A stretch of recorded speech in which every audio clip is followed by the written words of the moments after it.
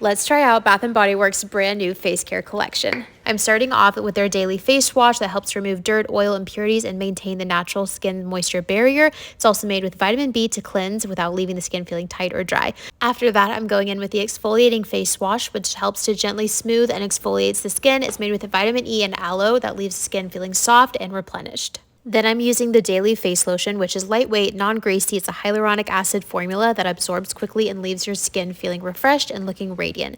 Or if you have a little bit more dry skin that needs a heavier moisturizer, they also have the Hydrating Face Cream, which is long-lasting 24-hour moisturization to relieve dry skin and leave skin feeling nourished, hydrated, and it's also formulated with hyaluronic acid, vitamin B5, and shea butter.